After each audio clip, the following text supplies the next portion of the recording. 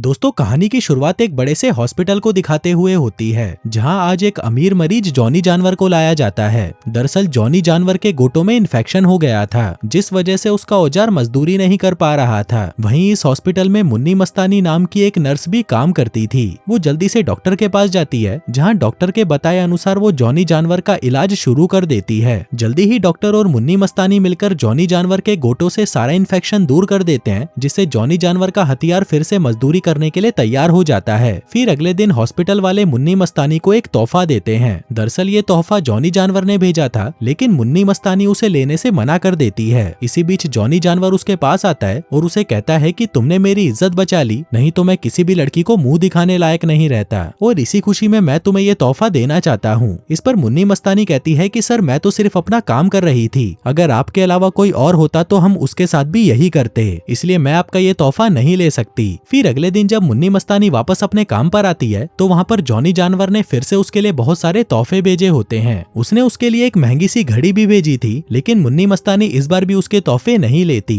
इसके बाद जब मुन्नी मस्तानी अपने घर जाती है, तो वहाँ पर भी उसे जॉनी जानवर के भेजे हुए बहुत सारे तोहफे मिलते हैं। अब जॉनी जानवर का ऐसा प्यार देखकर मुन्नी मस्तानी सोचने लगती है कि ये बिजली गिंड तो मेरी पिंकी बजाकर ही रहेगा। अब यहाँ से कहानी कुछ महीने आगे शिफ्ट होती है। हम मुन्नी मस्तानी और जॉनी जानवर को देखते हैं, जो अब एक दूसरे के करीब आ चुके थे। मतलब जॉनी जानवर मुन्नी मस्तानी के खेत में रोज दबाकर मजदूरी किया करता था, लेकिन मुन्नी मस्तानी अब अपनी जिंदगी में सेटल होना चाहती थी। वो एक अच्छा सा पति चाहती थी और एक प्यारा सा बच्चा भी। वहीं जॉनी जानवर उससे वादा करता है कि मैं तुम्हें हमेशा प्यार करूंगा और तुम्हें एक क्या 5-5 बच्चे दूंगा। वो बताता है कि मेरी पहली पत्नी एक एक्सीडेंट में मारी गई थी, जिसके बाद से मैं सिर्फ रबड़ियों के साथ ही मजदूरी करके अपना काम चला रहा था। इसके साथ ही वो उसे बताता है कि मेरा एक जवान बेटा भी है, जो मेरी तरह ही जोशीला है, मतलब उसे मेरी तरह ही गुलाबी बजाना पसंद है। अब उसके बारे में सब कुछ जानने के बाद भी मुन्नी मस्तानी उससे शादी करने के लिए तैयार हो जाती है, जिसके कुछ ही दिनों बाद उन दोनों की शादी भी हो जाती है। अब क्योंकि जॉनी जानवर रईसों में रईस था, तो उसकी शादी में भी बड़े बड़े लोग आए हुए थे, जैसे एलोन मुट्ठी मारे, नीरज मोदी और बाराक ओबामा। फिर शादी के बाद जब मुन्नी मस्तानी जॉनी जानवर के घर पर आती है, तो वहाँ पर घूमते घूमते वो उसके फार्म हाउस में पहुँच जाती है, जहाँ पर उसे जॉनी जानवर का जोशीला बेटा कमल ककड़ी मिलता है, जो घुड़सवारी कर रहा था। फिर घुड़सवारी करने के बाद वो मुन्नी मस्तानी के पास आता है और उसे शादी की बधाई देता है। इसी बीच जॉनी जानवर भी उनके पास आ जाता है और तभी कमल ककड़ी किसी काम का बहाना लगाकर वहाँ से चला जाता है। फिर उसके जाते ही जॉनी जानवर मुन्नी मस्तानी को कमल ककड़ी के बारे में बताने लगता है। वो कहता है कि ये भले ही एक अमीर बाप की बिगड़ी औलाद हो, लेकिन ये बिजली गिंड छोटे मोटे काम करके अपना गुजारा करता है और एक छोटे से कैबिन में रहता है। आगे वो दोनों पति पत्नी अपने कमरे में आते हैं और आते ही भयंकर मजदूरी करना शुरू कर देते हैं। फिर अगले दिन जॉनी जानवर मुन्नी मस्तानी को बताता है कि जाने मन मुझे कुछ जरूरी काम के चलते एक हफ्ते के लिए दूसरे शहर जाना होगा। अब उसकी ये बात सुनकर मुन्नी मस्तानी मायूस हो जाती है, क्योंकि वो एक दिन भी बिना अपनी पिंकी पिटवाए नहीं रह सकती थी, तो वो बेचारी एक हफ्ते तक कैसे रहती।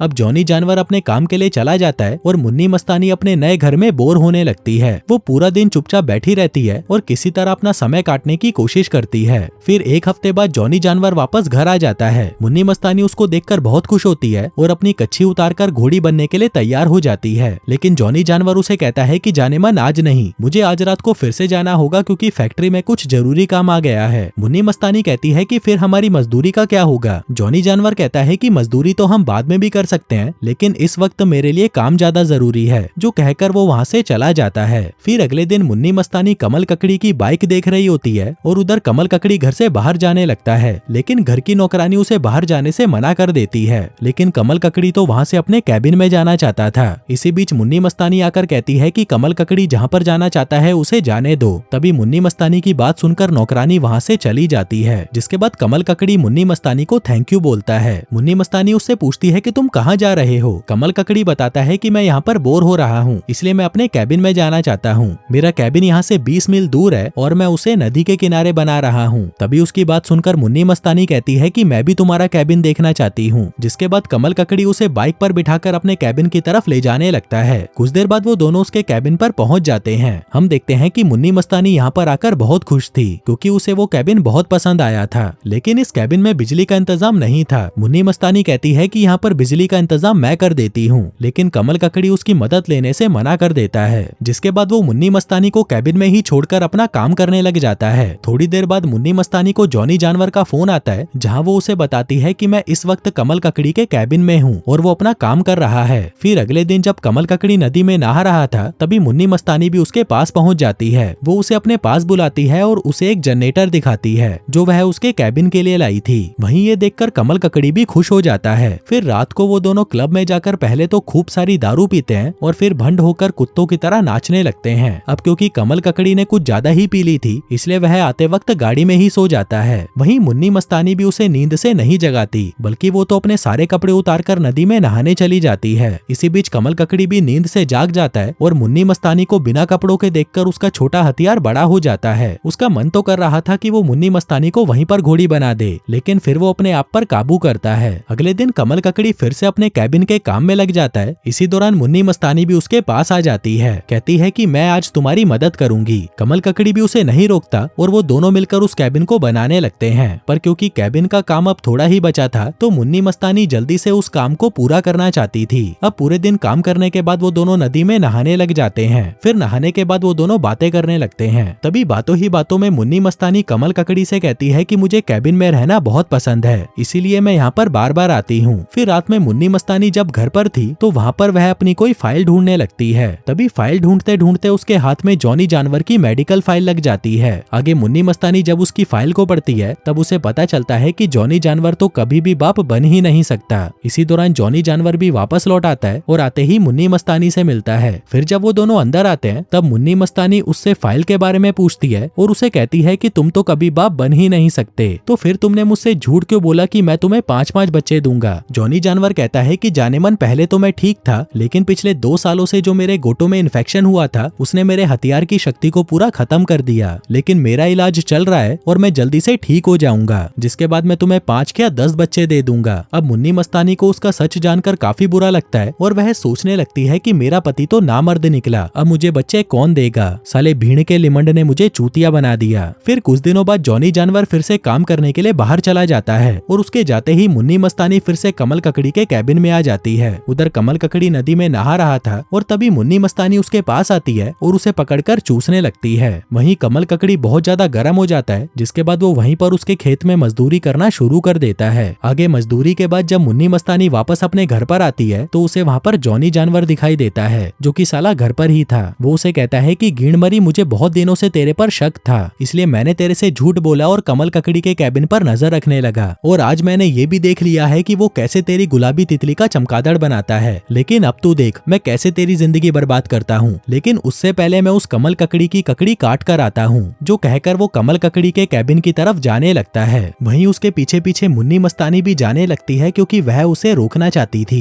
कुछ देर बाद वो उस कैबिन तक पहुंच जाती है, पर तभी अचानक कमल ककड़ी उसके सामने आता है। वो काफी घबराया हुआ था क्योंकि जॉनी जानवर खाई में गिरा होता है और वो बेहोश हो चुका होता है। वहीं जॉनी जानवर की हालत देखकर मुन्नी मस्तानी भी घबरा जाती है। कुछ देर बाद वहाँ पर एम्बुलेंस भी आ जाती है और जॉनी जानवर को हॉस्पिटल ले जाया जाता है। उसके साथ ही मुन्नी मस्तानी और कमल ककड़ी भी थे। आगे हॉस्पिटल पहुँचते ही जॉनी जानवर का इलाज शुरू हो जाता है और इसी बीच वहाँ पर पुलिस आकर मुन्नी मस्तानी से पूछताछ करने लगती है। वहीं मुन्नी मस्तानी भी पुलिस को सब कुछ सच सच बता देती है कि जब मैं कैबिन में पहुंची तब जॉनी जानवर नीचे गिरा हुआ था और वह बहुत जख्मी भी था। उस भड़वे को मुझ पर शक था कि मेरा चक्कर कमल ककड़ी से चल रहा है, इसलिए वो कमल ककड़ी को मारने उसके कैबिन में गया था। मैं उसे रोकना चाहती थी, इसलिए मैं भी उसका पीछा करते करते कैबिन तक पहुंच गई। इसके बाद कमल ककड़ी से सवाल किए जाते हैं, जहाँ पर वो बताता है कि मेरा बाप मुझे मारने आया था, पर तभी मैंने अपनी जान बचाने के लिए उसे धक्का दे दिया और वो नीचे गिरकर जख्मी हो गया। अब उन दोनों ने पुलिस को सब कुछ सच तो बता दिया था, लेकिन उन दोनों ने पुलिस को ये नहीं बताया था कि उन दोनों का सच में कोई अफेयर चल रहा है और मुन्नी मस्तानी रोज कमल ककड़ी के पास अपनी पिंकी पिटवाने आती है। तभी डॉक्टर वहाँ पर आकर मुन्नी मस्तानी को बताता है कि हम जॉनी जानवर को नहीं बचा पाए। तभी डॉक्टर की बात सुनकर मुन्नी मस्तानी रोने लगती है, जबकि पुलिस कमल ककड़ी को अपने बाप की हत्या के जुर्म में अपने साथ ले जाती है। फिर अगले दिन मुन्नी मस्तानी कमल ककड़ी से मिलने जेल में आती है। वो उससे पूछती है कि कहीं तुमने जानबूझकर तो अपने बाप को नहीं मारा।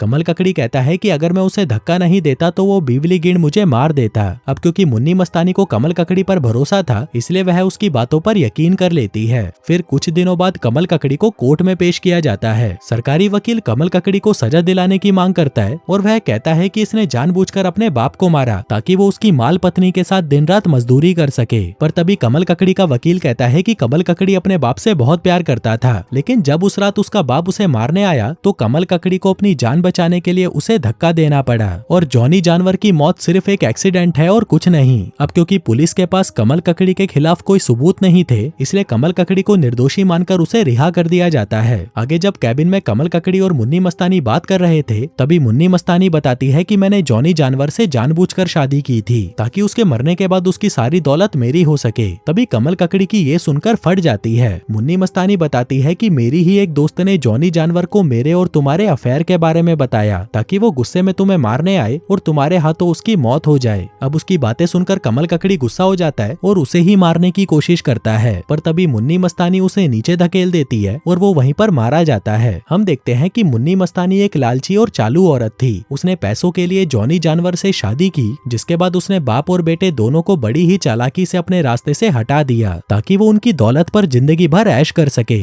और दोस्तों, इसी के साथ ही ये कहानी यहीं पर खत्म हो जाती है।